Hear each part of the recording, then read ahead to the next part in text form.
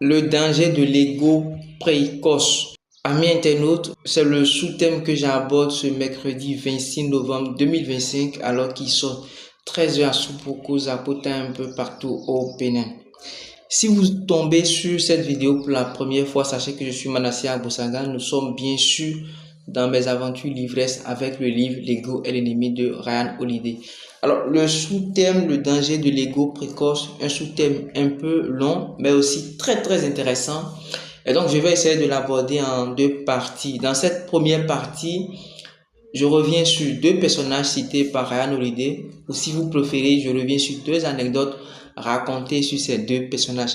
Alors, le premier personnage, c'est Benjamin Franklin. Benjamin Franklin, personnalité politique américaine, inventeur, journaliste américain, imprimeur également, qui est décédé à l'âge de 84 ans. Et Ryan Holiday partage avec ses lecteurs une anecdote sur Benjamin Franklin. Alors, Benjamin Franklin, il faut dire que c'est un enfant qui a reçu une éducation très stricte avec des valeurs, une éducation religieuse. Alors, Benjamin Franklin, c'était un garçon qui était promu à un bel avenir. Alors donc, de retour à Boston, alors qu'il était âgé de 18 ans comme ça, il était tombé sur le pasteur Cotton Mather et qui tous deux cheminaient ensemble. Il faut aussi donc préciser que ce pasteur-là faisait partie des personnes les plus respectées de la ville. Et en marchant, vous-même, vous savez souvent les jeunes garçons, surtout lorsque on est aimé, on est apprécié ou bien on est de retour, on a tendance à se jouer la star. Cela peut se manifester dans la démarche, ou bien dans les paroles, ou bien dans nos actes. Et quand il marchait, le jeune homme avait la tête haute, il marchait la tête haute avec une démarche un peu trop. Bien sûr, si je me fie au récit de Ryan Holiday. Et comme on le dit souvent, un vieillard assis voit plus loin qu'un jeune homme debout. Le pasteur qui a senti déjà le danger venir, a dit à Benjamin Franklin, ceci, vous me permettez de lire, baisse la tête.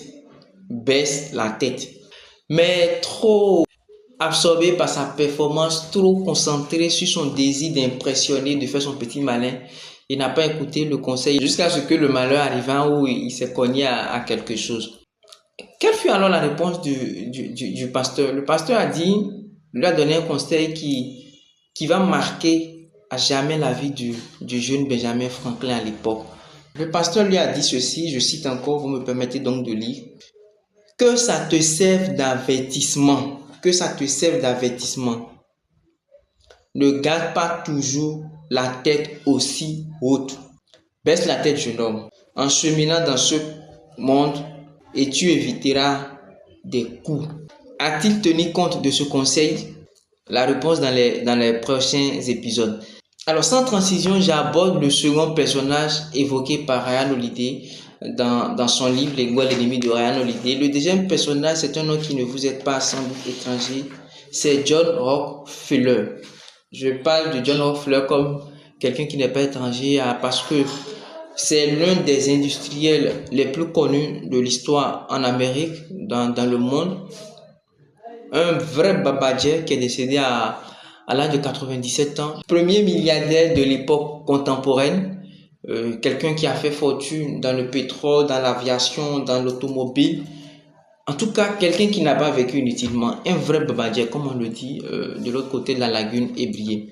L'anecdote partagée par Ryan Holiday sur John Rockefeller m'a vraiment marqué et je tenais donc à partager cela avec vous. Lorsqu'il se construisait, il était allé un jour dans une banque et il voulait des prêts. Il voulait effectuer un prêt sans doute pour financer ses activités. Mais sauf que le banquier ou la banque n'était pas aussi pressé de lui motiver par l'idée, il ne partageait pas cette idée de Rockefeller et donc ne voulait pas lui prêter cet argent-là. Et dans un élan de colère, il a lancé ceci au banquier. Je cite encore, un jour, je serai l'homme le plus riche du monde. un jour je serai l'homme le plus riche du monde. Eh bien, l'avenir lui a donné raison, puisqu'effectivement, Rockefeller est devenu l'un des plus grands hommes d'affaires du monde. Mais quand on a vécu ça et quand on a dit ça, quand le succès est venu, est-ce que on s'empresse de faire le balin? Est-ce qu'on se joue les égoïstes? Est-ce qu'on se joue et on marche, on se joue les tout-puissants en marchant sur les autres? Non. Rockefeller n'a pas agi ainsi. Et pourquoi est-ce qu'il n'a pas agi ainsi? Parce que il avait un rituel qu'il faisait. Il avait des phrases fétiches qui se disaient souvent, qui se répétaient souvent. Ran Holiday nous dit par exemple que il se parlait chaque soir à voix haute les soirs quand il rentrait à la maison. Rockefeller se disait par exemple, tu as un point de départ, alors tu crois être un bon homme d'affaires. Mais attention, sinon tu vas te prendre la tête si tu continues comme ça. Je poursuis avec les phrases. Tu vas faire le crétin si tu laisses ton ego te monter à la tête. Garde les yeux ouverts. Ne perds pas l'équilibre. Vous voyez, quand j'ai lu cette partie-là, et quand je partage cela encore avec vous, cela me fait penser à tous ces hommes fortunés, milliardaires, millionnaires, qui parce que, hommes, quand je parle d'hommes, je parle bien sûr également des femmes, hommes et femmes bien sûr, hommes grand H, qui parce qu'ils sont fortunés, ils se permettent tout et n'importe quoi. Ils manquent de respect aux gens, ils parlent aux gens comme ils veulent, ils traitent leurs employés comme ils veulent, ils se croient immortels. Ça fait vraiment réfléchir. Et ça montre que il y a des gens qui ont un travail à faire sur eux-mêmes. En tout cas, merci à John Rockefeller qui nous laisse ça parce que nous, on va devenir millionnaire ou milliardaire un jour. Alors, en attendant, je vous dis à bientôt pour la seconde partie de sous-thème le danger de l'ego précoce.